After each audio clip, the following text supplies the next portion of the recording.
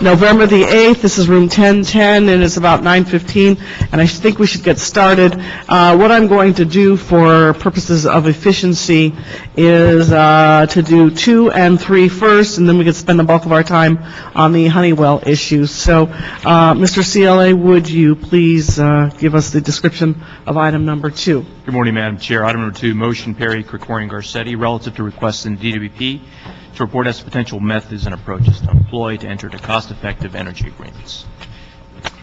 Staff from DWP. Also, Madam Chair, they submitted a report late yesterday afternoon with respect to this motion. Good morning, Madam Chair. Randy Howard, Director of Power System Planning and Development for LADWP, and with me is Mike Webster. We have before you also a short presentation that we'd like to walk through. It's related to the report that was submitted as requested with the motion. We'd like to walk through what are some of the federal incentives that have been available to us related to renewable development, how we've used some of those, and then some of the impacts going forward by not having access to those related to the rate activity. So if we could. Yeah. To date, with the projects that we've entered into, the benefits achieved about $535 million in federal incentives that we've received on those projects. Recognize that we're not eligible to receive those directly, so we've been able to receive those through the negotiations with the developers. The developers have access to those incentives, and we negotiate those benefits so they come through in the eventual pricing to our ratepayers. To date, out of that, about $420 million from grants, $115 million in tax credits and other benefits. We've been able to directly obtain about $140 million in low-interest bonds, saving $27 million in today's dollars. On the third slide, what we've laid out for you is what are the requirements under SB 21X, and that is the 33% renewable requirements.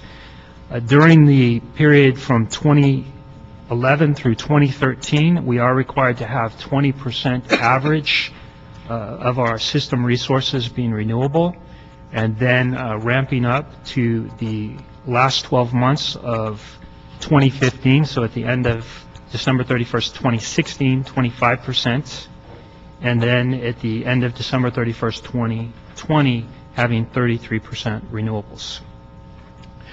I think as indicated before, without additional investments in renewables, we won't achieve these goals going forward. So the next slide, and I'll have Mike Webster go through what are the deficits or the projected deficits in meeting the RPS goals going forward.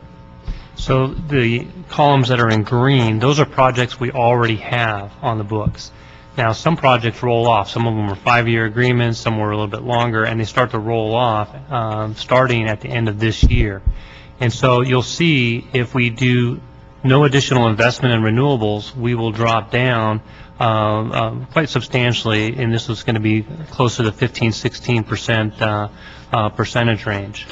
But the red line, as you see going up, is what our requirements are with SB 21X. And the orange is our projected deficit that we have a plan to make up. We've demonstrated that plan in the 2010 IRP. As we go through the 2011 update, we have a specific plan on how to add renewables to make up that deficit. So outlining the types of federal incentives that are available to LADWP and the developers, the primary one that's of concern is that it will be falling off or terminating the soonest is the Department of Energy 1603 grant. And this is a tax grant that came out of the stimulus package, and it allows for 30% grant for the capital cost of a renewable development project. And so right up front, when that project is completed, they can apply and receive a 30% rebate basically on those capital costs. and we'll go through when those grants expire, because they expire differently for different technologies. The second one is an investment tax credit, and that's available for projects called the ITC, or production tax credit. That's a tax credit that as the renewable energy is produced over a number of years, there's a tax credit available to those developers. And then the last category are the low-interest bonds that we've taken advantage of for some of the projects that LADWP has directly built themselves.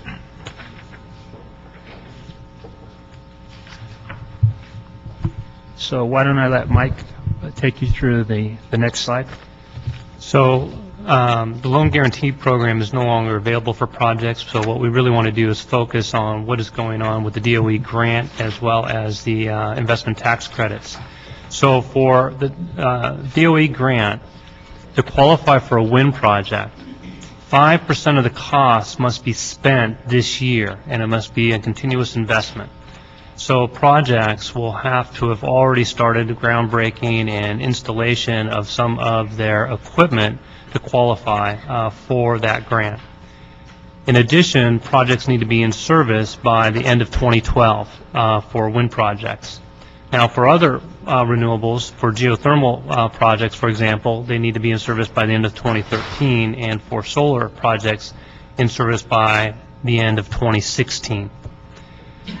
So if they don't qualify for the grant, you can still qualify for the ITC and the PTC, but you still have the deadline of getting the project done by the end of 2012, 2013, or 2016. So time is really upon us and developers to take advantage of this to really start projects for wind by March of 2012 if they have any chance of getting completed by the end of the year. Just to interrupt, Mr. Krikorian has joined us for the record. So the next slide is an example of the price impacts of the incentives. So if we were to take advantage or not take advantage of a federal incentive, there is a cost if we choose not to take advantage because we don't proceed over a 20-year period on, say, a 100-megawatt wind project. And so we've outlined the scenarios of what that impact would be if we were to fail to move forward and get that tax incentive for our ratepayers going forward. So related to the Department of Energy grant, if we were able to get that, the average yearly cost of a 100-megawatt, say, wind project would be about $22 million to LADWP that would be passed on to our ratepayers. That would be a yearly savings of almost $7 million. And over 20 years, that's $146 million in savings. If we were to just take one of the other tax credits, so say a PTC, the savings aren't quite as beneficial to our ratepayers, but still we'd have a total savings over 20 years of $117 million. And then you can see the last column is if no incentives were available to us on that particular project, the average yearly cost to our ratepayers would be $29 million, and we'd have no savings available.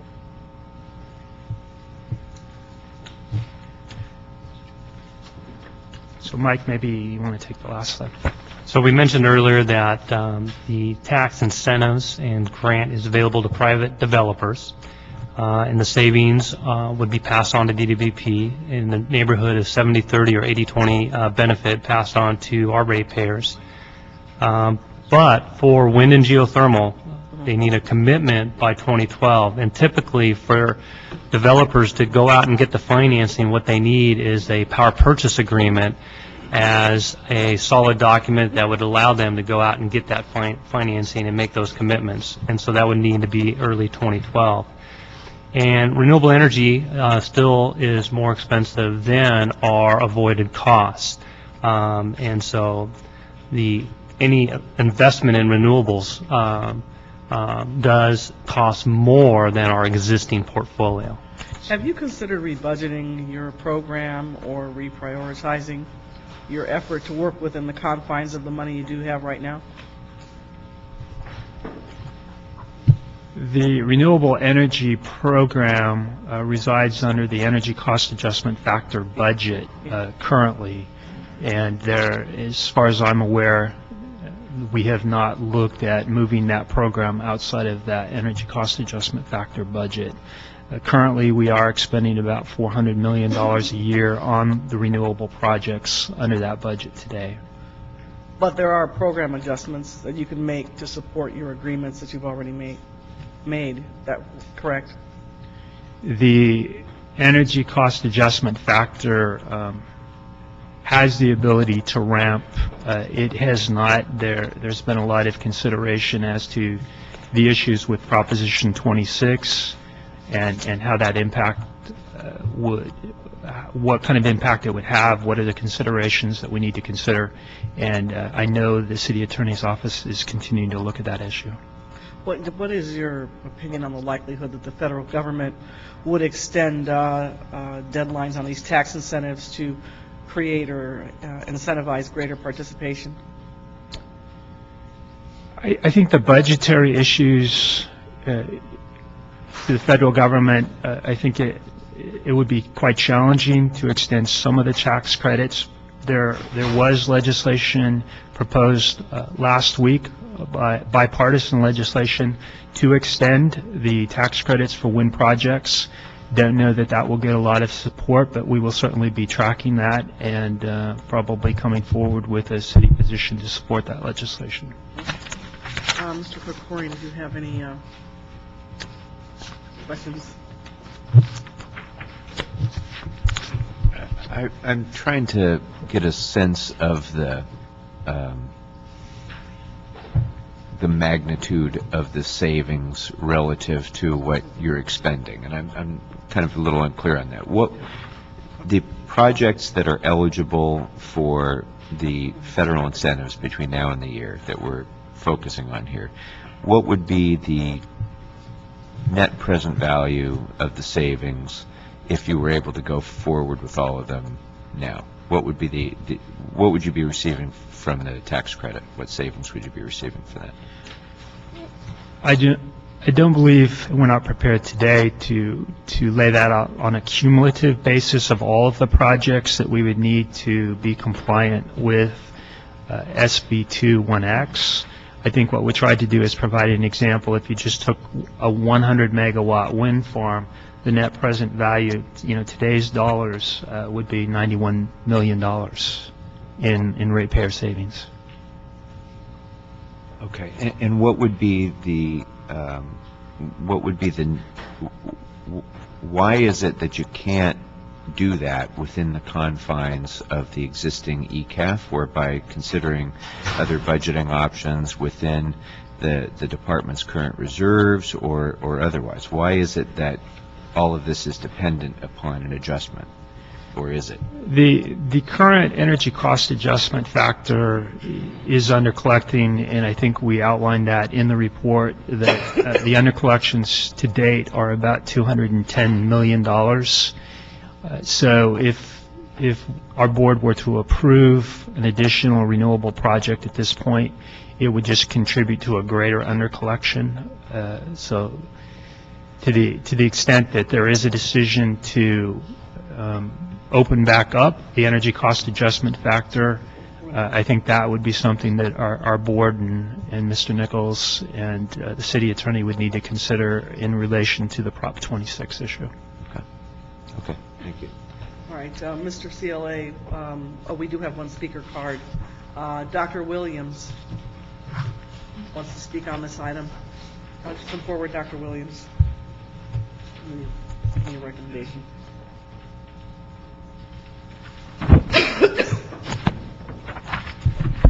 Dr. Tom Williams, LA 32 Neighborhood Council, DWP liaison.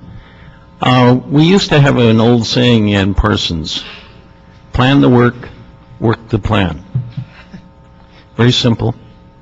That was 30 years ago. Where are we now? We have Primavera. We have all sorts of wonderful scheduling programs. Why are we now back to crisis management? Crisis management requires crises in order to gain management. Therefore, create crisis and you get management somehow. The issues here are we need the federal monies. Without further investment, that is, rate changes, we can't meet our objectives, such as 33%. Failing to do this, the other things are fully subscribed. Why are we dealing with this now? Because nobody wanted to put it forward earlier. Why? Because they know that if they wait until the very end, then everybody has to approve it, elsewise we lose hundreds of millions of dollars. What do we need? We need 100, maybe 100 times, or at least 10 times, 100 times probably, the renewables of 100 megawatt power plant. So I would highly recommend that you send it back. Ask for a detailed plan, schedule, scope, resources required, and deadlines to achieve. They should be there. If we don't have them, then there's a real problem that's systemic. Thank you. Thank you. All right, so Mr. CLA, what is your recommendation on the action taken on this, to be taken on this item? Recommend that you note and file the matter. Inasmuch as they submitted a report, the report basically states that they need additional rate increases. There are no requested actions associated with the report. Note and file. All right, thank you. We will do item 3 next, and then we'll go to 1. Okay. Item 3, motion Perry Parks relative to the OPA, Office of Public Accountability, Citizens Committee initiating an effective search process for the selection of the Executive Director for the OPA-related matters. Madam Chair, you have before you John Murray, the Chair of the OPA Citizens Committee, as well as representatives from Personnel Department and CAO, just to say a few words about the committee and what's gone on. Great. Since the council has and the mayor adopted appointees for this committee, 5-member appointees, they have met five times since September 21st, Great. pretty much on a weekly basis. And since that time, they've approved a 60-day timeline in search process for the executive director for the OPA, as well as the hiring of the firm Ralph Anderson Associates, and they've initiated a recruitment process. Okay. So, Okay, good. Good morning, Madam Chair, members of the committee. Mr. Prieto gave an excellent update report for us, and we're available to answer your questions. Say your name for the record. John Murray, Chair of the OPA Ratepayer Advocate Advisory Committee. Well, give us some general background on the purpose of the committee and its composition and the status of your efforts and the timeline under which you're operating. The purpose of the committee, by ordinance, is to conduct the recruitment and selection process for the Executive Director of the Office of Public Accountability / Ratepayer Advocate. And the makeup of the committee is 2 members of the committee are selected by the Council President, Eric Garcetti. 2 members of the committee are selected by the mayor, and a member of the committee is selected by you, Madam Chair, as chair of this committee. As Mr. Prieto indicated, we have met 5 times, and with the close support and cooperation of the city departments that are involved in this, Personnel Department, CAO, CLA, City Attorney's Office, we think that we've been able to bring clarification to the independence of that office, to the notion that the Executive Director of the Office of Public Accountability is effectively the ratepayer advocate. We have selected among the firms that were pre-qualified by the City Personnel Department a recruitment firm, Ralph Anderson, to conduct the recruitment. We have worked through the what we think are the most advised qualifications for the position, which of course would need to be contained in the recruitment brochure, which representatives of the Personnel Department, I think, may have provided to each of you today. And Ralph Anderson has begun the recruitment process, and we understand as recently as last evening that there are approximately 20 qualified candidates that have applied for this position. We certainly are very clear about the letter that was issued jointly on the signatures of Madam Chair, Mr. Garcetti, and the mayor to see if you can get this done in 60 days, and we are pushing madly. I think that letter is very clarifying in terms of understanding the urgency of getting this position filled. The filing deadline is December 2nd, and after that filing deadline, it is our intent to begin interviews of candidates, I think by the week of December 5th, and what we certainly hope is to have for presentation to the mayor and the council our recommendation on a candidate for this position for the council to consider and the mayor to consider by hopefully the second week in January. Mr. Labange has joined us, and he'd like to ask you a question. Mr. Murray, is there a requirement that they live in the city of Los Angeles, these 20 candidates? I will turn to the personnel department. Is there? Scott DeYoung, Personnel Department. No, there is not. Should there be? You're the committee. This is a ratepayers advocate. I get the service every day. Should there be? I think... And if there should be, and I see a good city attorney over there, can we implement that? Because I think anyone who would be a ratepayers advocate, like a commissioner, should live in the city of Los Angeles. I think and I got to look at personnel because I don't know how the bulletin went out. Right. I think that would certainly be a good thing, but I think at the end of the day, what we would certainly like to recommend to you is that we look for what we believe to be absolutely the most qualified candidate, wherever that candidate may be. But it all started with what they felt was distrust with the commission and the council, and we are city residents. Now, let's say you select someone who lives in Edison area or some other area who may be the best person, but yet they're not the same. I think it's a discussion. I don't know if this commission has any feeling on that, or if they live in Glendale or Burbank or Pasadena or Long Beach, you know. Mr. City Attorney. Yeah, Madam Chair, Councilman LaBarge, may I just address this question? This issue was raised before, I think, in the City Council. This very question, I think. And there is a constitutional amendment a number of years ago, some decades ago. I think about 1976, the California Supreme Court had ruled that a city could impose a residency requirement on its employees. Thereafter, the California Constitution was amended to prohibit that, with, I think, some exceptions. Now, I don't have that material in front of me right now. What I'd like to do is take a closer look at the question and report back as if there is any possibility of imposing that kind of requirement. But here you, of course, are in a process where that requirement has not been in place. And it's also looked to the Inspector General across the street at the Police Department. I don't know if there's any requirement there, but is this role different than an Inspector General? It's the ratepayers advocate, and if I'm not a ratepayer, I'm not an advocate. So I think you got your work. Well, the Inspector General...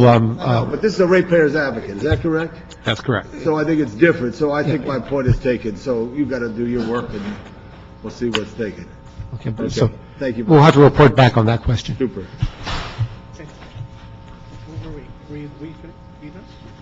Yes, I think I addressed the questions you had, which are a timeline, the purpose of the committee, sort of an update on where we are at this point.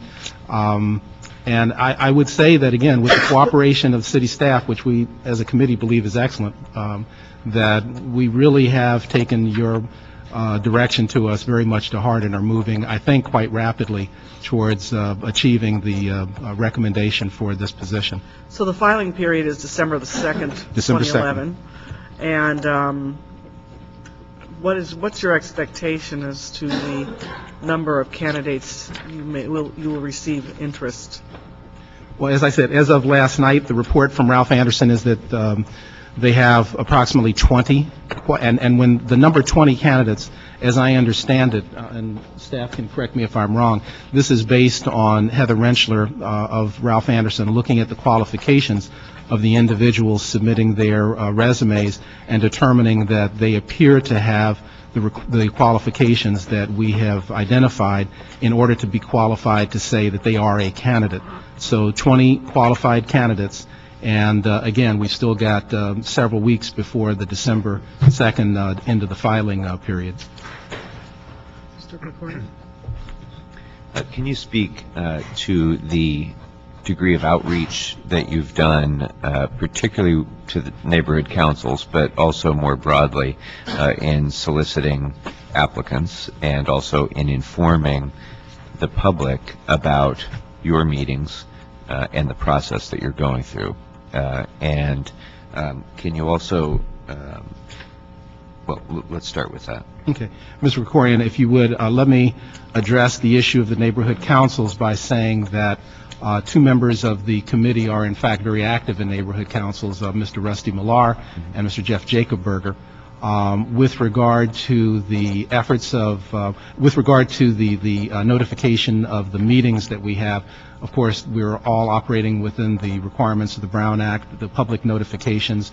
There is, in fact, a website that has been set up with information on the committee and our meetings and that kind of thing. What I'd like to do is turn to the Personnel Department to maybe go over the issues of the recruitment effort and some of the outreach that is being done on that. Charlotte Starkey from the Personnel Department. Before you should have a status update from Ralph Anderson and Associates. It's a several-page document where she has given a list of the various advocacy groups, business and civic leaders, associations, State of California on the federal level, as well as industry leaders, where she has submitted the brochure for marketing. There's also a conference that's going to occur in later this month, actually next week, that she'll also be submitting the brochure for marketing Are purposes. you looking at a document? I have a synopsis of a timeline. What are you looking at? It should say Update Report, Office of Public Accountability, Recruitment for Executive I don't Director. have that. The recruitment portion starts on page 2. Okay, there it is. Okay, sorry. It wasn't in my briefing book. Got it. Okay. The recruitment starts on page 2. We've also posted the brochure on the Personnel Department website.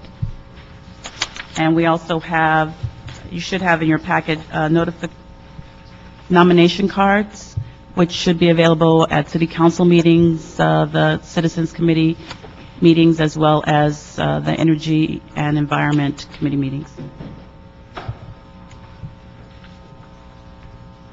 Okay, so there's a long list of civic and business leaders who have been contacted in this. I'd like to ask that all of the city's neighborhood councils be notified of this deadline and be given a copy of this electronically if possible, but you can work through the Department of Neighborhood Empowerment to make sure that that happens thoroughly. And I think it's important that every council office get this as well, so that through our own individual modes of communication, we can make sure that we cast the broadest possible net. We'll make sure that happens today. Thank you. Any other questions, comments? All right. I think they should, as long as doing that, do all Chamber of Commerce. There's United Chamber of Commerce, good suggestion, Paul.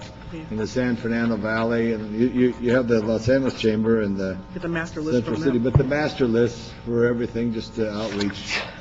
And business associations and trades, because it's not just the ratepayer in the home, but the ratepayer in industry that makes a decision whether they be on what side of San Fernando Road. That's correct. Okay. All right, we are going to note and file this. Oh, continue. We're going to ask you to come back in 30 to 45 days and give us another report. So we'll keep this in committee, and then you can come and update us and see what your progress is after your December the 2nd filing date. Yeah. Absolutely. Can I just ask a question? Sure. I mean, if it's a ratepayer's advocate, it's not like a inspector general. I think they should live in the city, because they should be a member. What do you feel? I have mixed feelings about it because, if you're living in the city and you're a ratepayer advocate, then you're directly affected by it in a very personal way, and that's a good thing and a bad thing, The good thing is that you're feeling it just like everybody else, and then the downside of that is you may not arguably be objective because it's in your own self-interest if you are of that mind. So, I don't know. I mean, What are we? We're from the city. No, I agree with you. I agree with you. But, if there's an extraordinary candidate out there, and they happen to be in the county or from Riverside or San Bernardino and can do a really extraordinary job. I could go either way. I guess it's going to boil down to the quality of candidates that the committee selects and their level of qualification, and I hope it's as high as possible and not fraught with any potential, there's always potential for conflict, but, move back as far as you can from the table so that this thing can work. I think I would suggest that while that is a factor that the committee perhaps could look at, having it be a mandate would be, in my view, unduly restrictive. If we want the best general manager of recreation and parks, we don't require that that person be a resident of the city. If we want the best chief of police, we don't require that that person be a resident of the city. And in the same way, if we're going to task the ratepayer advocate with the job of performing a particular mission on behalf of ratepayers, we want the most forceful, most qualified, most technically adept person to be able to do that. And that may be a person who lives in Los Angeles, and I think there would be a preference, certainly. But if you have a mandate, we have 20 people who've applied so far, and this is a vitally important position. I would hate to learn that 10 of those people would drop out of consideration because they're not residents, for example. Let me ask this question. What if they come to Los Angeles? Let's say they're in Sacramento or Washington or in the state of Missouri. And they move here? And they move here, but then they choose to go to Pasadena. I always feel offended. We recruit people and then they move to another town. So I would just think in that concept, but the city attorney's got my flavor. Okay. Dr. Williams filled out a card on this item too. Yeah. So come on up, Dr. Williams. Thank you. Thank you very much. Thank you for your hard work.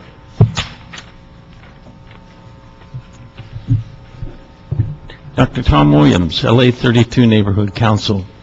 For probably 2 years, we've been a strong proponent of ratepayers advocate, but then we start seeing how it's morphed, evolved, mutated, whatever you want to call it. Why are we here now? Should have been done 3 months ago, 4 months ago. What's the delay? We can never quite figure out. Neighborhood council participation in the committee meetings, forget it. We already know it's a done deal. We've been avoided in some cases. Question as to when you have a subject item on the agenda that a report is to be done, discussion to be made, and approval to be held. But we don't know what the subjects are. Problem. Transparency, very little. Arbitrariness. One day we have 1 2-minute comment allowed for all subjects before we hear anything. The next day we have individual comments without being told. One day we submit cards and the cards aren't even used for one item, and that was the selection of the consultant to go out and do the search. 4A, item 4A on that day. Cards were submitted, no discussion, basically, no public comment, therefore they went and voted for it without hearing public comments. Does that tell us something? Yeah, most of the neighborhood council people and the strong supporters have written it off. So unless it's going to have transparency, ratepayers advocate, well, I've already gotten a workshop scheduled to go to our small and medium businesses and tell them what's going to happen to their rates and how they need to get into programs of energy efficiency and energy audits. Thank you. Dr. Williams. Sure, go ahead. Can we ask the city attorney to come back up for a moment and just to briefly, you don't need to respond point by point, but I think it's important for us to understand, has there been a representative of the city attorney's office present at each of the commission's meetings? I've been present. And have you advised them on compliance with the Brown Act during the course of the meetings? I've given advice with regard to compliance with the Brown Act, yes. Has there been any lack of compliance with I've not that seen any advice. lack of compliance. Okay, thank you. Welcome. Thank you. All right, so again, we'll continue that, for 30 days, 45 days? 30 days. Okay, 30 days. Thank you for your work, and it's very much appreciated. Now we will go to item 1. I do have several cards on item 1.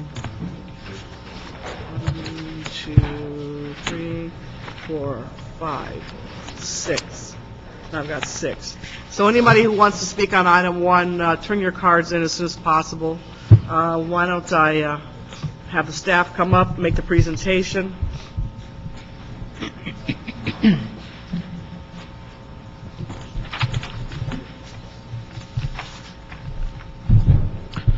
Emilio Rodriguez, CEO's office.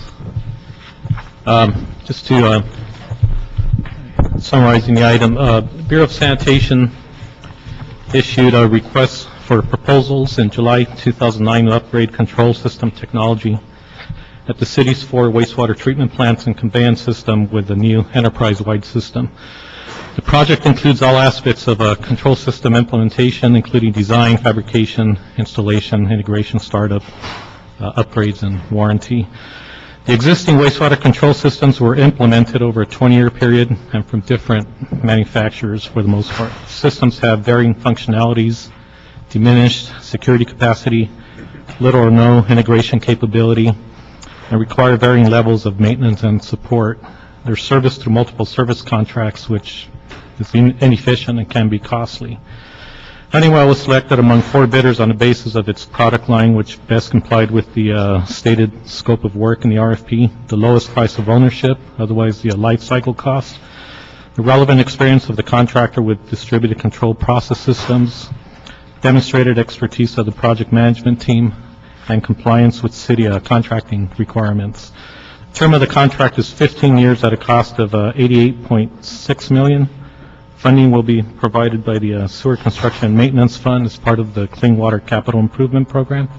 Just to go over some of the highlights on the selection process, the city received 4 proposals pursuant, again, to the 2009 RFP, including proposals were submitted by Emerson, Honeywell, Invensis, and Yokogawa.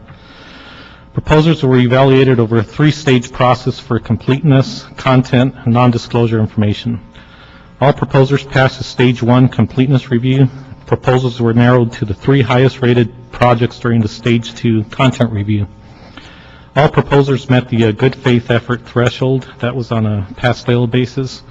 Stage 3 involved a more complete review of the proposals following execution of a non-disclosure agreement, which also involved an interview process and product demonstrations to provide more clarity on the proposals. Raters rescored and re-ranked criteria to reflect their assessment of the proposals as permitted in the RFP. The scoring resulted in Honeywell as the top-ranked proposal, with Yokogawa and Emerson following in that order. The city entered into contract negotiations with Honeywell as the top-rated proposal. The negotiations, which focused on commercial and certain technical provisions, yielded a little over $20 million in cost reductions from Honeywell's base proposal of $109 million, which ultimately reduced the contract amount to $88.6 million. Through the contract period, Honeywell will have exclusive rights to control systems for any new and upgraded wastewater infrastructure to maintain continuity in the wastewater automated functions. The Bureau is estimating approximately $40 million in additional control system technology needs over the next 15 years. The Bureau had requested authority to enter into contract negotiations with Honeywell for these new projects. However, we believe it is prudent for projects of this magnitude to come forward for Board of Public Works and/or Council Mayor consideration as part of the ongoing review of the distributed control system project.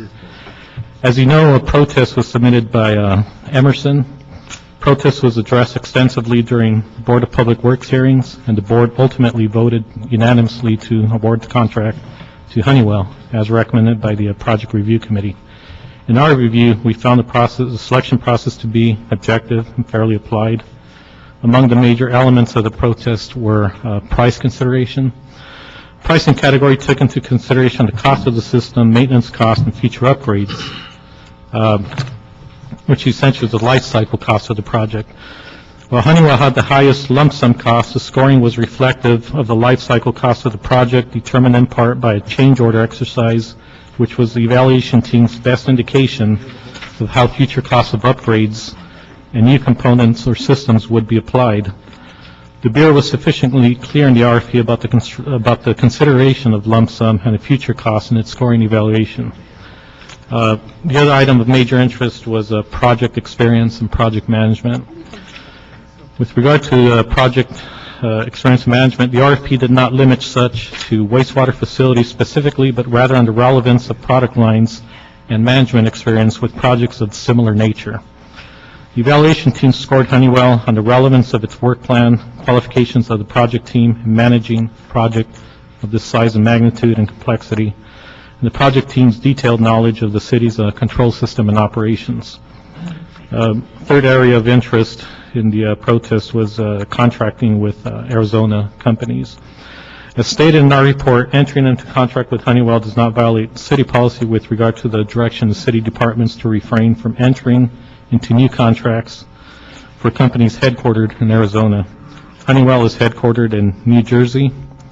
In any case, while Honeywell Process Solutions has a presence in Phoenix, their operations are dispersed globally. Most of the manufacturing for the project will be done in Texas. There's a large manufacturing component in Houston, as well as the central program office. The project team will be situated locally within the Los Angeles region. As I understand, the project manager is actually from the area. Process Solutions executives have also stated in various public hearings that the revenue for this project would not be channeled through the state of Arizona. All right, well, the other members who are at the table, do they wish to comment? Yes, Madam Chair. Good morning. My name is Varouj Atkin, Honorable Council members, Madam Chair. Along with me is Bob Irvin, our Director of System, and Ali Pusti on my left, who's one of our division heads and serves as the program manager for this project.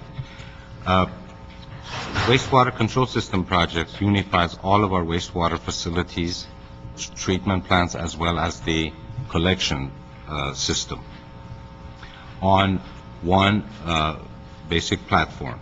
This 15-year contract addresses our decaying equipment and outdated equipment that we have, specifically at Hyperion Treatment Plant, which is our flagship treatment facility, along with our collection system, which has a capacity of 450 million gallons per day. The cost of this program, essentially, of the new program as compared to maintaining the existing, is essentially the same for 5 years. However, past 5 years, not replacing the outdated control system will generate lots of business inefficiencies. When we were costing and projecting these, it amounts to approximately $120 million for the life of the contract as far as the savings to the ratepayers. The scope of the project requires complete changeover of the control system equipment. It replaces all the wiring, cabinetry, and electrical systems, and completes delivery of optimization of all required software and communication infrastructure. It also includes a system upgrade followed with a supply of 8 years of spare parts at the end of the 15-year contract period. A new control room at Hyperion Treatment Plant will unify aspects of operation of all of our wastewater facilities and will serve as an emergency response center. The approach that we have used is more reliable and less costly system architecture, compliance with cybersecurity requirements, which is extremely important for us. It lowers our maintenance costs, integrates the energy management and other cost optimization programs. One system definitely lowers our spare parts inventory and brings much higher efficiency in training our staff, as well as lower cost for regulatory functions. Uniquely, the project requires that the contractor perform all maintenance upgrades to the system over the full 15 years life cycle, such that in year 15, the city essentially has the latest hardware, software technologies, and a viable infrastructure that will extend years beyond the expiration of this contract. The project is also commercially unique. In cooperation with the City Attorney's Office, new terms and conditions of the contract were developed to address the specialized needs of this technology procurement, to protect the city from predatory price hikes in the future, bankruptcy, while ensuring system performance, and attached with that are many liquidated damages. The project, as Emilio mentioned, met the approval of the unanimous approval of our Board of Public Works. And this particular $88.6 million project, it's consisted of mainly two segments. The first 7 years of that would be design and construction, followed with maintenance for the rest of the period. This project, as we've been told, will generate 80 local high-tech jobs, long-term jobs in Los Angeles, and brings a multinational company to Los Angeles. Honeywell presently has presence in Southern California in 2 offices, in La Palma and Camarillo, and upon the award of this project, they are willing to open up another office in Los Angeles. I think that the COO, in our opinion, done a marvelous job articulating every detail in their report, and we're very grateful with that. And should you have any questions, me and my colleagues definitely are ready to respond. Thank you. I've got a quick question. There's no city attorney up here, is there? Yes. There, right there, okay. What steps does the city need to take to ensure that at the conclusion of this 15-year contract, that we need to make sure that the wastewater treatment system is still maintained properly? What do we have in place for that? Well, as the staff has pointed out, the contract puts in place a system that will ensure that we have a ready supply of the all of the parts that are going to be necessary. The system will be maintained to a level that when we, at the end of that 15 years, we have a fully modern, state-of-the-art facility. As to the essential maintenance of the system after that, I think that's probably best a question left for staff as to how they do that, whether they proceed to enter into further contracts after that 15 years, or to what extent they'll be doing that work themselves based on the experience they have developed over 15 years, plus having a ready supply of all of the parts that will be necessary. This contract helps ensure that in 15 years we will be able to continue maintaining the system to a very high level. What guarantees has Honeywell given us that doing a contract won't result in the city violating its own boycott on Arizona-based businesses? Well, the current council motion that was adopted is to prevent the city department from contracting with the firms headquartered in Arizona. The firm is not right now. The current resolution also says that the city should not be traveling to Arizona, and I can let staff address the question more fully, but it is my understanding that there is nothing in this contract now, nor the current presence that Honeywell does have in Arizona, that will require the city to travel to Arizona. The facilities are here, and that's where the work will be done. Okay. All right, great. Oh, just for the record, Mr. Cardenas has joined us. All right. Does anybody else have any questions at this point? Otherwise, I'll call the cards. Okay. All right. Why don't you guys take a seat, and I will call up Tony Perez from Councilmember Reyes' office first, followed by Lydia Kennard, followed by George Kiefer.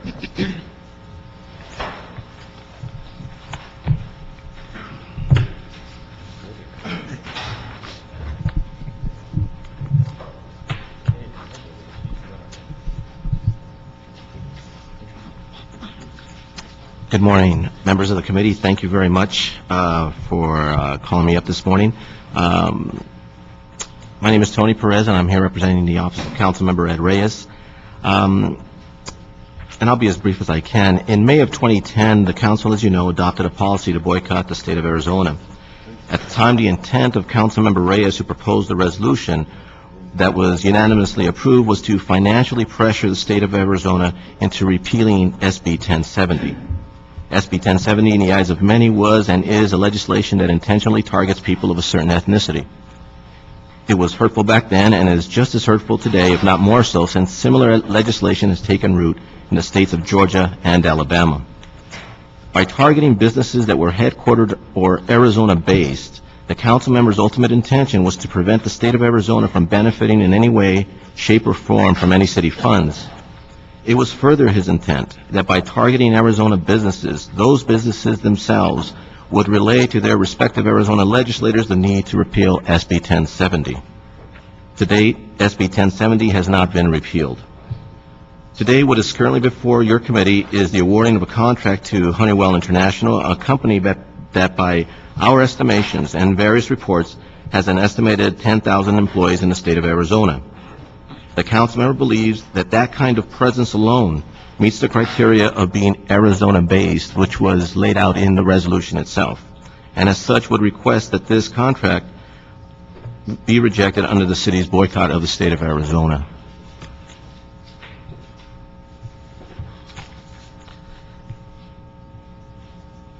At this time, I'd be happy to answer any questions anybody may have regarding the council member's position on this contract. It's not an issue specifically targeting Honeywell Corporation per se, as it is its association with the state of Arizona. Any questions, Mr. Cardenas? Sure. Thank you very much. It's very rare but appropriate that council members make their presence known in our committee hearings where policy is being deliberated. But it is a bit rare, so I do have to ask you some questions. Please. You reiterated some of the actions and or intent of the City Council on behalf of the City of Los Angeles. However, you did in fact say that it was aimed at companies that are based in Arizona. Now, after you heard the testimony from the CAO's office, what is your boss or your office's opinion about this particular contract when you look at where the company is actually headquartered? Mm-hmm. Is that under dispute, whether it's New Jersey or not? Look, I'm going to ask a series of questions, so if you could please specifically answer the question at hand. Sure. Are you or your boss do you agree with the report that the company is actually headquartered in New Jersey? No, I'll ask you another question about activity in Arizona. Correct. Please answer the question specifically. Are you, your office or your boss, in agreement with the CAO's report that Honeywell is headquartered in New Jersey? Councilmember, you know, I don't mean to sound evasive, but that's not something that I've actually discussed. That the headquartered issue with the councilman, we really haven't discussed as far as they're being headquartered. Are you running point for your boss on this particular matter? I am. When was the first time you heard anybody say that A, Honeywell's not based in Arizona, or B, it's actually based in that Honeywell's not headquartered in Arizona, or B, that Honeywell is actually headquartered somewhere else, and in fact, New Jersey? When was the first time you heard that? It must have been 5 or 6 months ago. 5 or 6 months? Yeah, approximately. Between the last 5 or 6 months, you're telling me that you haven't asked for or inquired or tried to solve for your own purposes on this important matter as to whether or not that is a statement of fact or not? Well, sir, the issue for the council member really was whether headquartered or based. For the council member, the issue of being... I'm going to get to the question of base, right, but I'd like to get past the first question of headquartered, because you actually used that in your statement as one of the things that you said, headquartered. As I was calling out the language of the resolution, yes, sir. Correct? Yes, sir. The resolution said headquartered or Arizona-based. Exactly. Yes, so let's get past the first part, so we can get to the second part. I'm going to be fair with you. I'm not trying to trick you or anything. No, I appreciate that. I've seen that before in our committees, and I don't play that game, okay? So you, at this time, that's your answer on the Well, headquartered question? You know, I think the councilman would be willing to, and I hope I don't misspeak, but I believe the councilman would be willing to concede that it is not headquartered in the state of Arizona. But I can, if I may, I know he was concerned by some of the, I think, the original forms, some of the forms that the company. I'm going to help you out. I'm going to get to that. Okay. Okay? Now, okay, so that's your answer on the headquartered Yes, part. sir.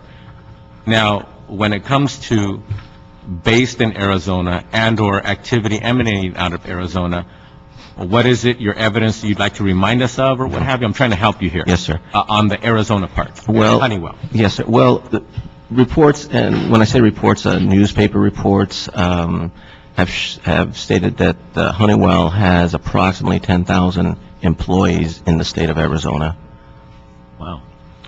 And So is there anybody here from Honeywell, representing Honeywell in any capacity? I'm sorry, Madam Chair, I have to ask the That's okay. question. I'm going to call. 10,000 employees in Arizona. Yeah, we've got. Phenomenal well, number. Let's see it. Who is it? Do you mind? Is it George? Who's representing? All right. Did you fill out a card? What's your name? Okay. She has one in her hand. Great. Yeah, this is Samantha Omey, Yes. and you are here from Honeywell International, and I'm going to give you some extra time. This is going to be distinguished from the public comment card because you're responding to the council member's question. And So you'll still have your own time. best suited to respond to those questions. Thank you, Madam Chair. I'll try to be quick. Your name again, and are you an employee of Honeywell? Yes, Madam Chairman, Councilmember Cardenas, my name is Samantha Omey. I'm an employee of Honeywell. I'm their government relations representative. Okay, thank you. It was apparently some periodical or something is saying that Honeywell has approximately or somewhere around 10,000 employees in Arizona. Could you answer my question? Do you have any idea approximately how many employees are employees of Honeywell that work in Arizona? Madam Chairman, Councilmember Cardenas, yes, we have just actually approximately 9,000 employees in the state of Arizona. Okay. I have to ask you this next question. How many employees does Honeywell have domestically in the United States, and how many employees does Honeywell have around the world? Thank you, Madam Chairman, Councilmember Cardenas. Around the world, we have 120,000 employees globally, a fairly significant footprint globally with operations around the world. In the U.S., we have 65,000 employees based in the U.S. in all 50 states. So 65,000 employees across the United States and approximately 9,000 in Arizona. Okay. Correct. Thank you. Back to the Mr. Reyes' staff members. Now, did you hear the CAO's statements a few minutes ago talking about this particular contract and where the work and or materials on behalf of Honeywell, should they get this contract, where it was going to be emanating out of? Is it going to be emanating out of Arizona? And I'm going to help you. I'm going to get to the question because I've seen those documents where somebody from Honeywell signed and it was from Arizona. So we'll get to that. Now, did you hear what the CAO said about this activity on this particular contract should they participate with the City of LA? I believe they said that all of the functions are going to be here in Southern California, Los Angeles, and approximately 80-some jobs. I believe that's what it is. And then I could have sworn I heard something about either materials and or other activity on behalf of Honeywell would be coming out of Texas. Did you hear that? I did not hear that, no. Okay. Well, the CAO did speak on the mic, unless the sound is bad here. I thought everybody in the room heard it. So I'm just reminding you what the CAO said. Okay. That being the statement of the CAO, do you have any facts otherwise about this particular contract and what you've been able to uncover or know about what would happen with Honeywell and how much activity would be emanating out of Arizona? I do not. Beyond what I just stated, sir, insofar as their actual presence, their footprint, if you will, in the state of Arizona, no, I don't know if any of the activity relative to this contract is going to be happening in the state of Arizona. I don't know. Would you like to help clarify your understanding about the Arizona signatures? Again, just the issue of the term based, Arizona based, the employees that exist in the state of Arizona to us show that they have a base or they're based in Arizona, that they have that kind of presence. Okay. Presence and base, having been a former business owner myself, presence and base are two very different statements of different color. With 65,000 domestic employees throughout the United States, 9,000 is a pretty big presence for any corporation or what have you. Yes, sir. But actually based in, especially when you just heard the CAO report that the CAO's office at least has confirmed that this particular corporation, Honeywell International, is based in New Jersey. So I know there's semantics here, what have you, but I'm, as a policymaker, as a member of this committee, and I'm going to be hopefully making a decision in a few minutes. So I just want to understand where my colleagues is coming from and what my colleague, Mr. Reyes, is asking of this committee. He is asking, sir, specifically that the contract be rejected because in Councilmember Reyes's opinion, Honeywell, have a significant presence. We're not distinguishing in our office presence or based in. The fact that Honeywell has a number of employees, that amount of employees, is enough for the councilmember to determine that, in his opinion, they are based. That is an Arizona-based company. They have enough of a presence there that would fall under the policy of the boycott.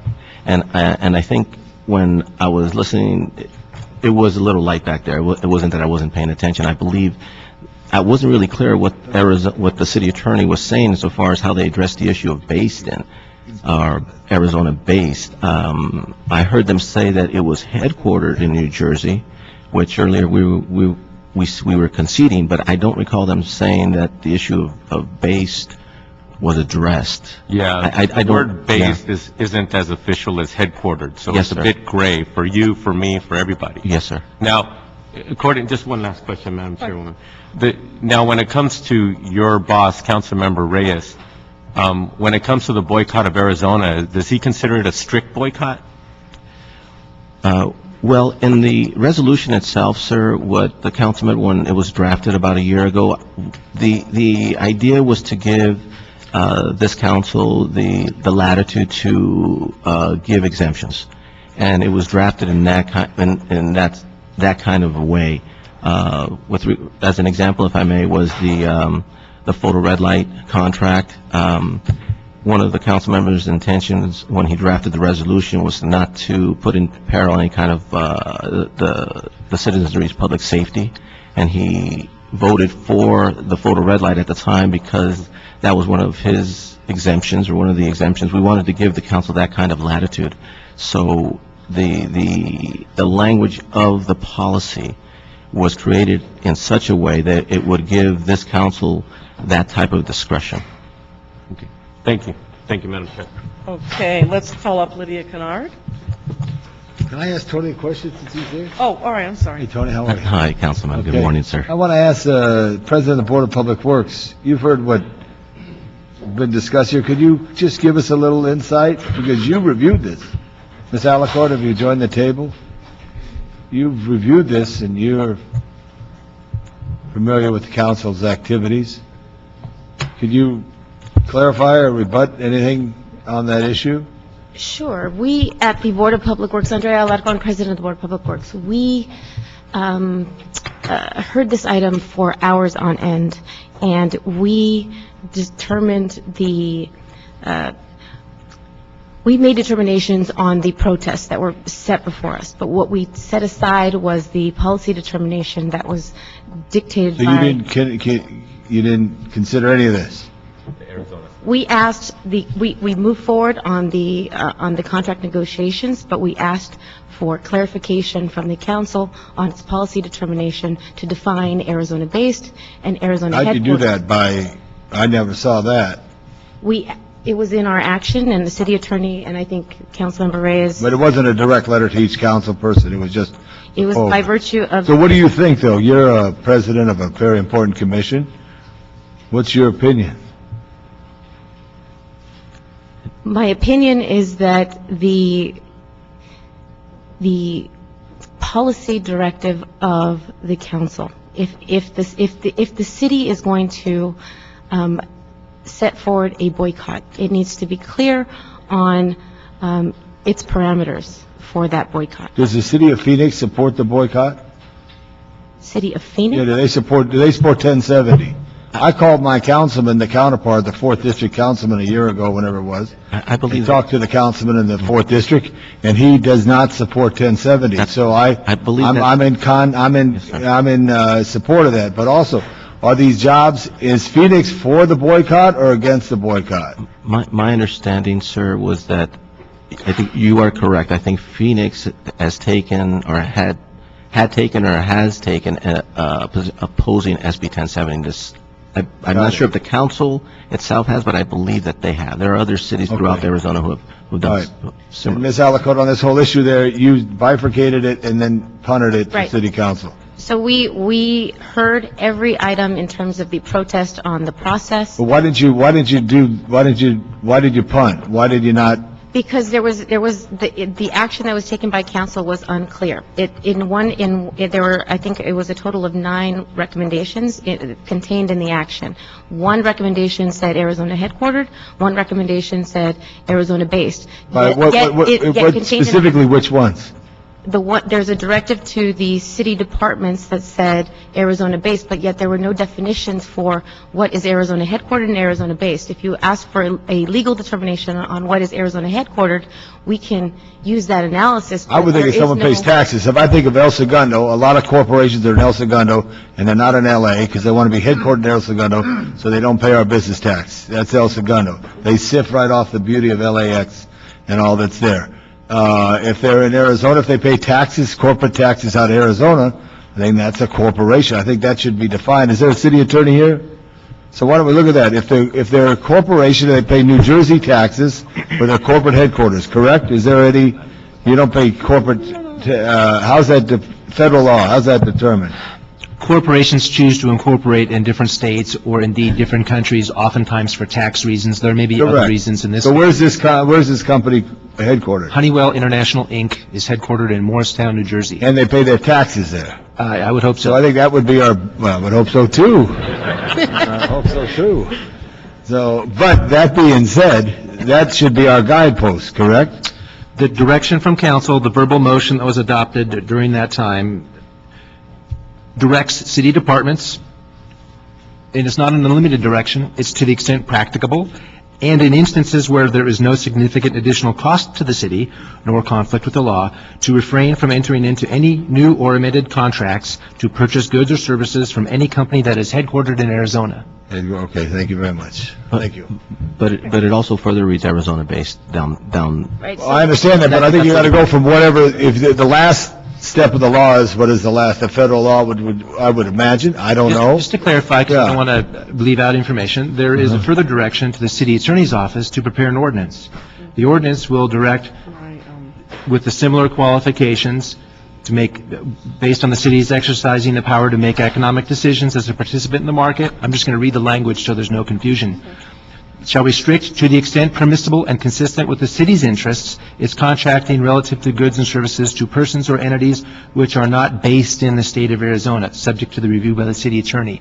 Presumably, when an ordinance is prepared and adopted, there will be further definitions so that everybody understands what it means to be based in Arizona. The direction that's operative here, the direction to the departments, was to not contract with companies that are headquartered in Arizona. In the future, an ordinance would be presented and presumably adopted that will then flesh out what it means to be based in Arizona. Does that All right, mean just some clarification, Mr. City Attorney. I believe the national organization La Raza has removed their objection to Arizona as a state.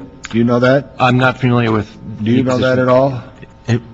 Yeah. Do you know that at all? Yeah, it was an organization, National Council La Raza, NCLR. Yeah, they Okay, so, and there's some things that have been thrown out constitutionally? There have been some components of the law that have been, yes, correct. I got it, okay.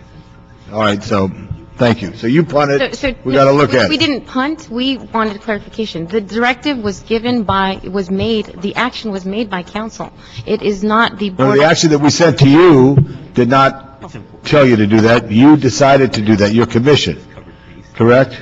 No. The actions We that said... complied with directive number 3 in your action, which is to have every city department not enter into any new or amend any contracts with any company Why would we headquartered in consider Arizona. All right, so If what bothers me is we're here today, and everybody's been in a track meet running, and now there's a finish line, yet everybody who started at the line, now the finish line is moved, changed, or whatever the case may be.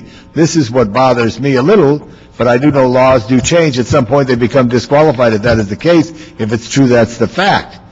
But we'll continue with the hearing, but I think there should be some clarification. When I say punt it, that means you passed it to the council. That's not an offensive term. To be clear, what the Board of Public Works did was made its determination on all of the procedural protests that were made by all of the other proposers.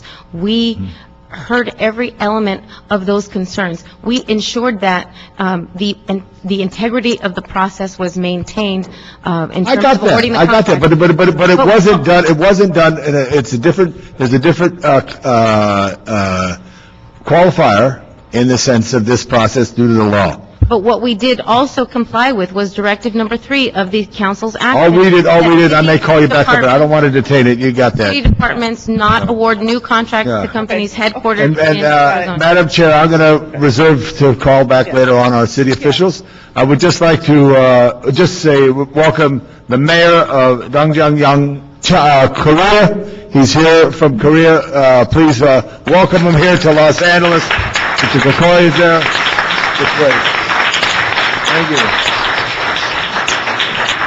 Okay. Thank you. Mr. Cardenas, you got a quick question? Yes, I'd just like to read into the record to remind the members of this committee of the verbal motion which I have in my hand, and paragraph 3 reads, direct all city departments to the extent practicable and in instances where there is no significant additional cost to the city nor conflict with the law, to refrain from entering into any new or amended contracts to purchase goods or services from any company that is headquartered in Arizona, period. It is that contract that refers to new contracts. It does not talk about Arizona-based when it comes to new contracts. I'll further read paragraph 4, which instruct the city administrative officer, the CAO, to review the terms of all contracts with Arizona-based companies and report to council in 1 week on which of those contracts can be legally terminated immediately. So with all due respect, I think we have better clarity as to where in fact the black and white language refers to Arizona-based companies and what it refers to headquartered. So we're considering a new contract here, and I think we've got clarity that it is not headquartered in Arizona. The term Arizona-based in this verbal motion that we're trying to apply as part of our deliberations here does not talk about new contracts with Arizona-based companies, only taking into account whether they're headquartered in Arizona when it comes to deliberating and deciding on a new contract. Just want to read that in the record. Thank you very much, Councilmember, for that clarification, because in fact, we did consider provision number 3 of the action and the Board of Public Works' final determination in recommending that we award the contract to Honeywell was in full compliance with directive number 3, that all city departments not award any new contracts to any companies headquartered in Arizona. Honeywell is not headquartered by any legal determination in Arizona. Therefore, we complied with the directive of council. And thank you. And Madam Chairwoman, I would like to remind that the commission has its responsibilities and deliberations, et cetera, but when it comes to the final interpretation of motions and or resolutions from the council, it is put back on the council body for that, and that's where we're at. Thank you. And I'd just like to reiterate what the Councilmember Cardenas has said. This is not any kind of affront on the Public Works Commission whatsoever, because the issue of Arizona-based was vague. It was I think the intent for that, if a decision was going to be made based on that, that should be made by the council. So just for the record, but it also, on item number 5, Councilmember Cardenas, I think it does address Arizona-based as well. reading further down on that one, I think it does address that issue. And again, our reading of it and our intent of it was also to exercise the boycott against this kind of company, sir. Thank you. Ms. Kennard.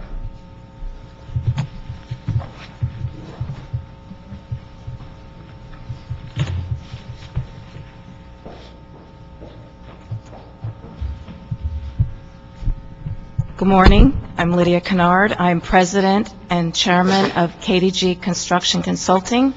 We are a 30-year-old firm headquartered happily in Los Angeles, and we've paid LA city tax for all those 30 years. Early on in this procurement, we were contacted by Honeywell to participate on their team. We've been a very substantial and significant partner in that regard. Should they be awarded this contract, we will have a very significant role in providing schedule and document control. And throughout this process, we have invested a lot of our own resources toward this procurement, and we would be very pleased to be participating in this very significant program for the City of Los Angeles. I think there's no lack of clarity that the Honeywell proposal was the most technically superior, and we really wish that you would move approval of this contract. Thank you. Thank you. Next speaker will be Phil Recht. Is Phil still here?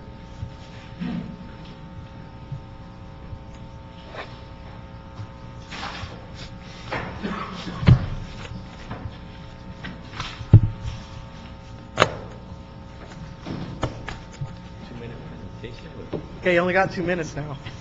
Okay, this is going to be amazing. Quick in black and white, so probably quicker. Okay, okay. I feel like we're in trial. In 2 minutes, I'm giving you a chart that I think encapsulates the issues before you. Emerson has never protested a bid before. It's the first time, but the process, in their view, was so flawed, so unfair, has led to such an improper recommendation to the city. It felt it had no choice. In fact, the recommendation today is, on its face, absurd. You're being asked to approve a contract with reduced liability protections for the city, and give that contract to the company with the highest bid, a company that would still charge you at least $14 million, and Emerson would charge for the same scope of work. That company has no experience whatsoever in the municipal wastewater field, has the lowest minority business and women business participation, and its key operating division is based in Arizona according to its own documents. These are not opinions. These are undisputed facts. I don't know if I have time to go through this, but very quickly on the price, there was initially an $18 million price difference between the two companies. Honeywell has been able to reduce its price to $89 million, but only based on concessions on the liability and engineering requirements of the contract. Emerson has looked at that new contract and preliminarily says it can do that work for $75 million and maybe less. That's a $14 million difference. If you go with Honeywell, you're paying $14 million for the same scope of work. More significantly, you are accepting limited liability protections for the city, particularly under circumstances where something could go wrong. Every dollar saved to Honeywell is a dollar at risk for the city. It's going to come out of the city's pocket. You are hiring a company that has no experience whatsoever in the wastewater market. In contrast, Emerson is the leader in the market. And what we can't understand is how, in fact, Honeywell wasn't even disqualified from the competition. It provided 7 reference projects under the RFP. I would beg your indulgence for a little more time. I don't know. I would suggest Honeywell could have equal time as well. What kind of time are you looking for? Just another minute or two. This is a very important contract. But specifically. Well, I just want to finish up. 1 minute or 2. And then you have to stay with that. You don't get any more. I prefer 2, but I'll All take. right, so you get 2 more, and Thank you. Honeywell gets a total of 4. 4. Very well. All right. Under this RFP, each company had to list reference projects, and those projects had to meet 3 specific criteria. They didn't even have to be wastewater, but they had to be the kind of multi-facility, government project, complex integration, sort of soup-to-nuts projects that are at issue here. Emerson submitted 9 projects, all were wastewater, all met all 3 criteria. Honeywell submitted 7 projects, 3 of which weren't even its own projects. Regardless, not a single one of the 7 met the 3 criteria. I've done a lot of bid protest work in the city. That failure to submit reference projects typically is grounds for disqualification. It is unclear why that didn't happen here. On Meeby-Weeby in Arizona, which are other policy issues, I think you can see, the goal was 12%, Emerson was 10%, Honeywell was less than 1%. Quick question. I just need for you to verify this for me. Does Emerson have any presence in Tempe?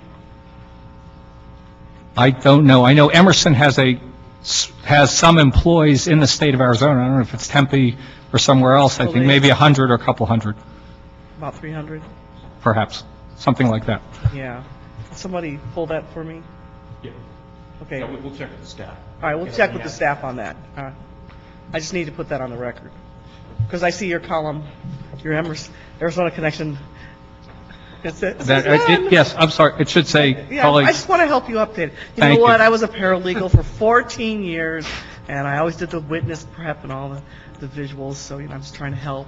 So let's call it de minimis. Oh, okay. That's a good legal word, right? De minimis. De minimis. Is that like de minimis? So what's the de minimis? You could describe it however you wish, but Okay. it's a far cry from having the company's single largest division admittedly based in the state, and that is the division that is going to do this work. And if you'd like to see it, I have a number of documents here that come from Emerson's own website, where Emerson says the Process Solution Division is based in Arizona. It is the single largest employer in the city of Arizona, and of course, all the bid documents were signed with an address in Phoenix, Arizona. Bottom line here, from our vantage point, is that it's just not in the city's best interest to spend at least $14 million more than you need to spend on this contract to accept these limited liability protections in an era where everybody sues over everything, to enter into a contract with a company that has 0 experience in the municipal wastewater field, essentially to be the guinea pig for Honeywell's reentry into the market, and to do it at a time when these other policy considerations are violated as well. So we would ask you reject the contract, send it back to the board with recommendations. You got your maximum. Thank you. Okay. Next is Thomas Dick. So, Mr. CLA, you'll get me that information? Yeah, as a matter of fact, Bureau of Okay. Sanitation can confirm that as part of the Okay, great. review contract when you bring them up. Madam Chairman, committee, I'd like to thank you for the time to let me speak. To reiterate on some of the things that Mr. Reck had mentioned, Emerson does take this very seriously. As we said, I've been with the company for 37 years, and in that time frame and in the history of the water business, we've never thought of protest. So closer to the mic. You can. So we really feel that we have merit from our viewpoint. So that's the reason that we're here. There have been questions raised on technology. From technology, Emerson is recognized across the process industry as a leader in innovation and technology. We work across all segments. In fact, we compete with companies like Honeywell, ABB, and Siemens in many industries, with the exception of water and wastewater. In this case, we are the market leader. As we said, we treat over 10 billion gallons of water and wastewater today per day. From the standpoint of price, we feel that we need to be judged fairly on the merits of all the technical and commercial constraints that were put into the RFP. And from that standpoint, our bid initially was $90 million. It was significantly low. From that time, it's been mentioned, scope changes have been done that we feel we could reduce another 14 if we were given the same opportunity to get to $74 million. One point I wanted to make that I heard earlier today was the issue on change orders and long-term scope. We have a history of partnering with our customers and looking through the continuing cycle of always looking for the most cost-effective solution. I think you can check with any of our references on that. And in this case, what was evaluated for change orders was not in the RFP. The RFP required unit breakout prices, which everyone provided. During the meetings, you were asked to come in and provide an example. We used unit prices. We couched that exactly what it was, saying this was based on a new system without considering any of the installed spare and any of the infrastructure in place. When the discussion came up, we were asked to talk about other scenarios if we did reuse things, which was more in line with what Honeywell submitted. We had that discussion, and we submitted for that meeting different scenarios because we weren't given direction. It wasn't in the RFP that put our number in the same scenario with Honeywell at the same price level, and it was thrown out and not regarded. In our experience, whenever you have an evaluation for something that isn't in the RFP, the idea is to get clarification and make sure you're comparing it on apples basis. Okay. Thank you. Javier Gonzalez.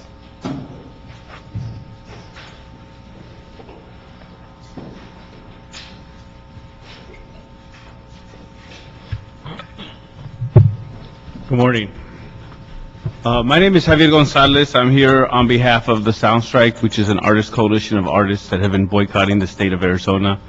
I'm also a city resident, and I'm here to encourage you to obviously reject this contract and maintain the boycott. And I'll go into it for a second. I don't necessarily want to get into what words or what language, headquartered versus base. You know, I'll quote what was it? Lion King, he said, home is where your rump rests, right? So if this company has 9,000 employees, 4 major office buildings, and this division is headquartered in Arizona, and from what I understand, this project's a lot of bells and whistles and alarms and different computer systems that one of the other contractors actually told me that they're based in Texas, and if they had this contract, those would be headquartered in Texas. So I think key consideration would be, like, in terms of how they operate this contract, how much are they operating it from Arizona? 9,000 employees, 4 buildings, pretty big presence, whatever you want to say. But the main thing I want to tell you about is I just think that the city entered into a wonderful commitment to engage in the strategy of applying economic pressure to the state. I've been to the state several times doing things. I met a 9-year-old girl who saw her parents deported on TV and lived alone for 2 weeks and then started doing car washes and garage sales to try to get a lawyer. I met a woman who gave birth handcuffed to a gurney in jail. You know, thousands of people go missing every year. There's 3,000 bodies in the morgue in Pima County. And the city of Los Angeles took leadership to say, we're going to be part of an economic pressure, a pressure that has worked. 60 CEOs, including Honeywell, a little bit late, signed the letter. The birthright citizenship bill did not pass. Today there's a recall, hopefully, of the racist Senator Pierce, who authored the bill, who's a known associate of many Nazis. The economic boycott is working. And in terms of language, I want you, encourage you to continue with the strategy of boycotting Arizona so we can change these laws. Thank you. Samantha Omey again, this time on the record for 2 minutes, and then we'll close with George Kiefer. Madam Chair, they may not need to speak, so I thought I... Oh, okay, okay. We have the 4 minutes. Yes, you get your 4 minutes, too. We'll do 2 and 2, like the last one. It doesn't go... Good morning, Madam Chair and members of the committee. My name is George Kiefer with Manat, Phelps & Phillips, and we are local counsel for Honeywell. And I'll be coordinating any Honeywell appearance today, although we might not need any unless you have questions. On behalf of Honeywell, we appreciate the unanimous recommendation of every single one of the various authorities which have participated in or reviewed the recommended award to Honeywell of the automated control system, which is the subject of this procurement.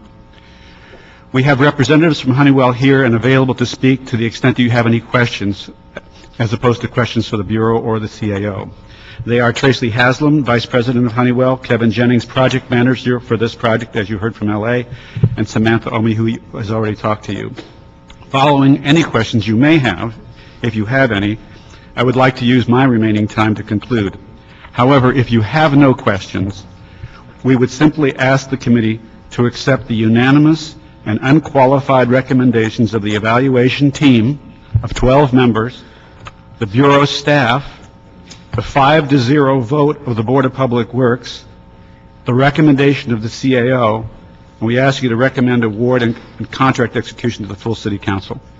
Thank you. I would like to reserve time if there are no other No, you can't questions. reserve time, but if they have a question for you, they can certainly ask you.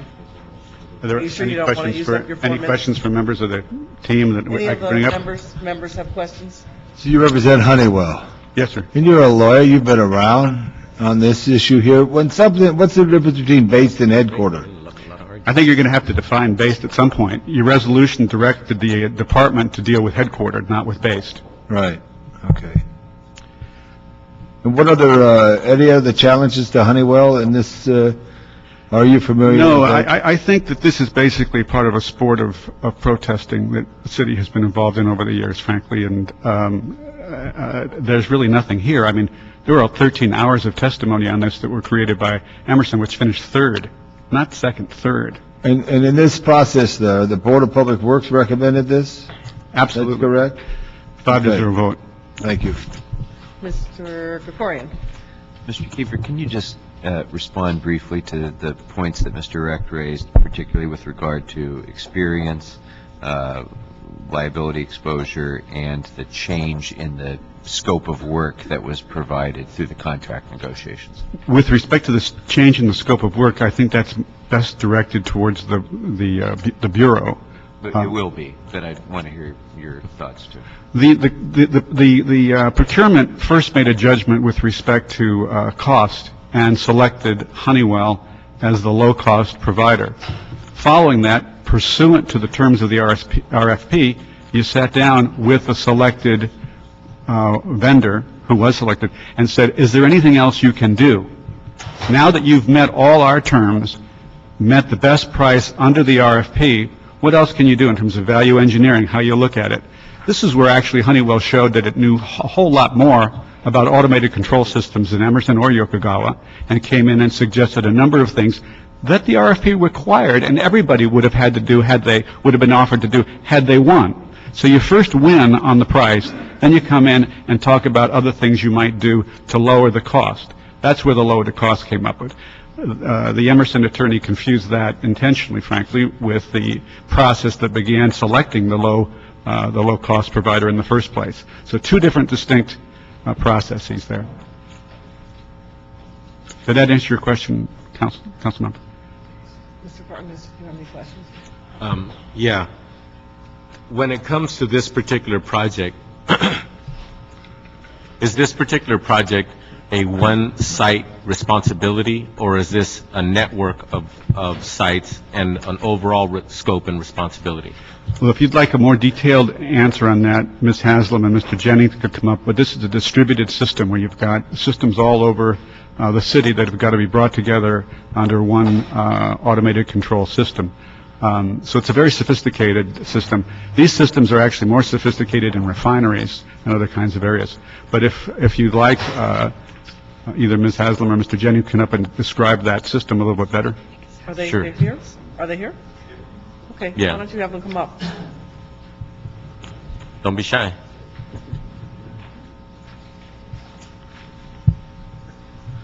Just state your name and your position for the record. Yes, I'm Tracy Haslam. I'm the Vice President for the Americas for Honeywell. Okay, thank you, Tracy. So my question is this, the response to this RFP, the proposed project that we're contemplating awarding, is this a one specific geographical site project, or is this a multiple site project that we're trying to solve? So my interpretation of your question is, where is the execution of the project being carried out? Is that correct? Yeah, I mean, Right. for example, is it at one particular geographic address, or is this something that's a network of different geographic sites that this is applying to? So the majority of the project work will be executed out of the Los Angeles area. And right now we have, as mentioned, multiple offices in the area. There will be manufacturing components. Oh, no. I'm not talking about where the work will emanate out of. Where physically is the work going to be taking place, the final product, the equipment, et cetera? Is it going to be distributed throughout various sites as a network of sites, or is it simply like the building that the city just built across the street where we went out to bid and somebody built one building at one address? No, this will be across multiple sites within the city. Okay. Roughly how many? You're talking about the different sites, in addition to Hyperion, the other Correct. sites that then will have to be coordinated in one Correct. automated control system instead of the multiple kinds of operations that are occurring right now. Okay. And it's my understanding that one of the things that we're trying to solve in the city with this particular contract is trying to coalesce all of the different sites and different technologies, et cetera, and move forward with one system that actually communicates and Yes, operates correct. more directly and in sync with each other rather than the hodgepodge that the City of LA That is correct. Sanitation Department has currently, correct? That is correct. Okay, so that being the case, it's not as simple as a monolith project. It's something that requires a lot of connecting parts, which is the reason why, Mr. Kiefer, you pointed out that when somebody wins a bid, specifically like this, there is a process between the announced winner and then the final contract negotiated as to what the actual work is going to take place and the final cost, correct? Correct. The award is based on what you propose, based on the RFP. That's what Honeywell won. Not just on price, but on all 5 other categories. After that, you sit down and say, what else can we do? Yes. This was not, for example, it's my understanding that the reason why we have a point scoring system here, unlike, for example, sometimes a municipality would bid something and say at 9 o'clock in the morning they open the bids, and then the one with the lowest number is the announced winner. Then the negotiation begins with them. On this one, there was every criteria. Price is one of them. Cost is one of them, but also other criteria about style points, if you would. So the point system wasn't just based on price, correct? That's correct. Had Honeywell not been the lowest price, it would also won all the other categories as well. Thank you, Madam Chair. Okay, great. All right, thank you, Mr. Kiefer. We wanted to be equitable and make sure you had the same amount of time as your counterpart did. So do you have anything else you want to add before you leave the table? Not unless the Yokogawa or Emerson make further remarks. Thank you. Okay, thank you. David Huerta? Is it David Huerta? I saw somebody come in. No, you're not David Huerta. Did David leave? Yeah, he had to go downstairs. Okay, so then, We'll allow him to add his name. all right, I'm going to scratch his name out, and then, You got to fill out a card after you're done. yeah, Fill out another card? yeah, After your, as long Yeah. as you promise to do it after your statement, so we have it on the. yeah. Okay, so he's not going to testify. No, I'm taking his Okay. place. So, I'm Mike Garcia. I'm the president of United Service Workers West of the SEIU. And we're here to testify and to give comment. First of all, I'd like to, on this issue, first I'd like to acknowledge and recognize the City Council for its tremendous and courageous action in support of the boycott of Arizona, given its support of SB 1070 and the ramifications it has caused and hardship it has caused for immigrant people across the country. The state senator that's running for office today is boasting in the paper how other states are following Arizona's lead. So it's not just a question about Arizona, it's a question about immigration and immigrants in this country and how they are respected and dignified in the work that they do. I again applaud the support of the boycott of Arizona against its what we believe are racist and divisive immigration policies and laws that divide this country. What we need in this country is comprehensive immigration reform. Los Angeles, as the largest immigrant city in the country, possibly the world, has taken a leadership role in this, and we applaud and commend the City Council for this effort. Honeywell is a company that represents, we all know the debate that's raging in America today about the 1% versus the 99%. Clearly Honeywell is the 1%. By supporting Honeywell, who's has a lot of business and based in Arizona, we believe it supports the wrong policies on immigration reform. It supports a divisive policy in this country that divides immigrants from non-immigrants, that divides workers workers in this country, and what we need is unity. We need unity of purpose, unity of cause. We need real solutions. We need comprehensive immigration reform, not racist, divisive laws that Arizona is proud to lead the way on. So again, we come here in support of the boycott, in support of the City Council taking the strongest position possible in this regard. Thank you very much. Thank you, Mike, and if you would mind filling out a card so we can have a complete public record. Thank you very much. There are no further cards on this matter. Mr. CLA, I think there are a couple of points that needed to be made to complete the record. Closing public comment, Madam Chair? Oh, sure. Public comment is closed, right? Yeah, public comment is closed, yeah. All right, so, Mr. CLA? Yeah, with respect to the question that came up with regard to a subsidiary of Edison Company, we did check with the staff, and apparently Edison Network Power is located in Tempe, Arizona, approximately 200 to 300 employees. So we have confirmed that. That was for Edison? Emerson. I couldn't hear you. Emerson. Emerson. Emerson.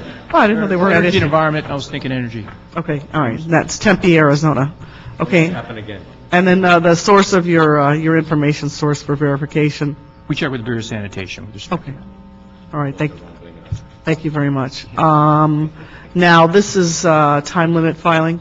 Yes, it is, and we checked with the city attorney with respect to that issue. The council has 60 days to act with respect to this matter. The final date is December 27th. However, since the recess period is coming upon us, that day would fall on December 16th. Mm-hmm. So up or down or deemed approved. By the 16th of December. Yeah, by the 16th of December. All right. So. The full council. Yeah. All right. So then, should I then move it out of committee now, or should I hold it and then either way? I'll make a motion that we move the item affirmatively to council as the staff's recommendation. You have a second? All right. I'll make a second to move it. Recommend approved. Okay. So move it on to council. Okay. Okay. Thank you. And with no recommendation? No what? We're recommending what? Which is? What's the staff to approve? Yes. All right. Now. Yeah. What you move forward to council would be the Sierra report recommending approval of the contract. Well, actually, I had more questions, but I suppose that Save for council. I can. We can do I'll wait for reconsideration. council. You want to do reconsideration now? It seems like we're moving forward, but I am going to want to have some further questions answered by sanitation. I can do that offline. And I think we ought to talk about base versus headquarters too when we get there. That's a much broader question that's going to have to be addressed. We have to have some legal discussion about that. But and if necessary, I'll put in a motion requesting that so that we have just to put you guys on alert, city attorney's office. I think we need to have an extensive discussion about base versus headquarters, what that means and what the de minimis is on that, okay? Yes. Okay, so, all right, so that marks the end of our actual agenda items. We are now in the public comment phase. Dr. Tom Williams, formerly known as Dr. Clyde Williams. Is he gone? Okay, Dr. Williams is not here. If there is anyone else wishing to come forward to speak on any item not on the agenda, this is the time to do so. Otherwise, the meeting is adjourned. Thank you.